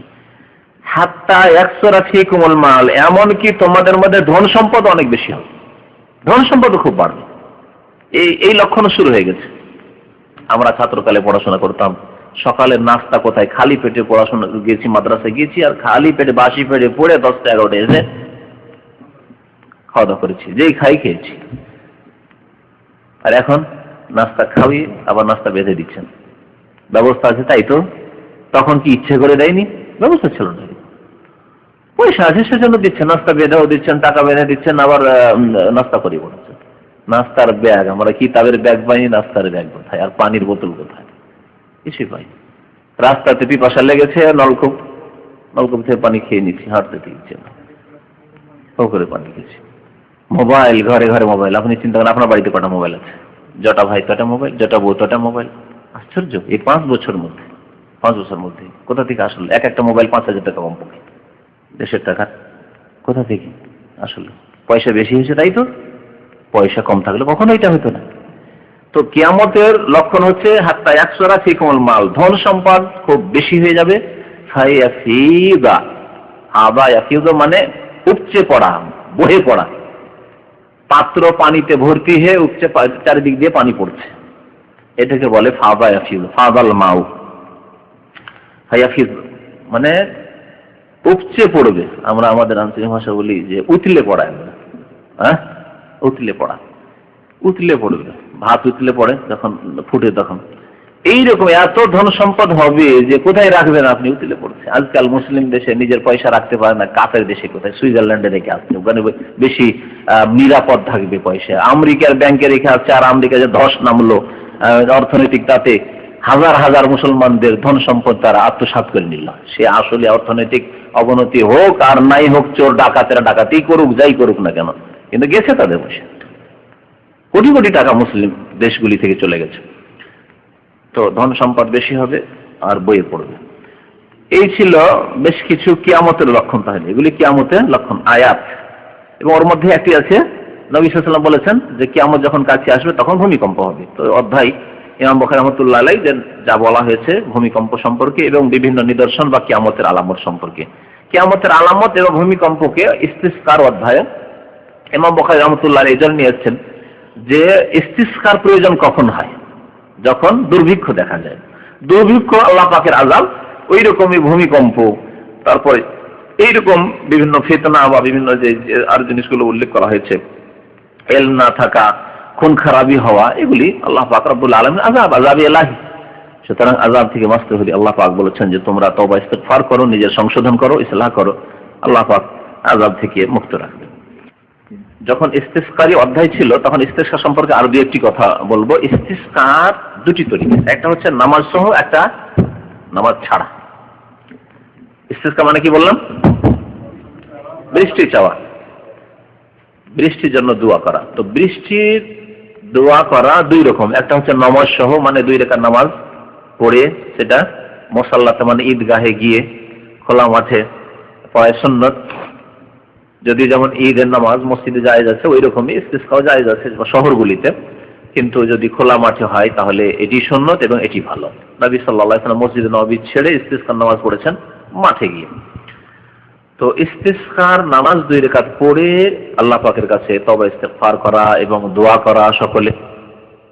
সে নামাজ ছাড়া ইস্তিসকা মানে আল্লাহর কাছে বৃষ্টি চাওয়া, সেটা হচ্ছে জুমার দিনে, বিশেষ করে জুমার নামাজের খুতবায় ইমাম দোয়া করবেন যখন অবস্থা বুঝতে পারবেন যে এখন বৃষ্টি প্রয়োজন রয়েছে কিন্তু বৃষ্টির অভাব, তখন নিজেই দোয়া করবেন, অথবা জনসাধারণ ইমামকে বলবে, খতিবকে বলবে যে একটু দোয়া করেন। যেমন নবী সাল্লাল্লাহু আলাইহি ওয়াসাল্লামের সামনে এসে এই ঘটনা সহিহ বুখারীতে বারবার করে নিয়ে আসা হয়েছে, কয়েকবার করে এখানে, যে এসে দরখাস্ত করলে যে সবকিছু ধ্বংস হয়ে গেল, গরু ছাগল যা কিছু আছে, গবাদি পশু সব ধ্বংস হয়ে গেল, আর আমরা না খেয়ে সব মরে যাবো, যা আয়াল ও ছেলে মেয়ে সব মরে যাবে না খেয়ে।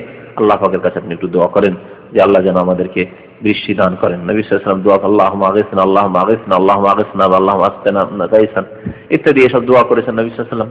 সাথে সাথে বৃষ্টি, মসজিদ থেকে বের হননি তার আগেই বৃষ্টি শুরু হয়ে গেল। কতদিন বৃষ্টি চলেছিল?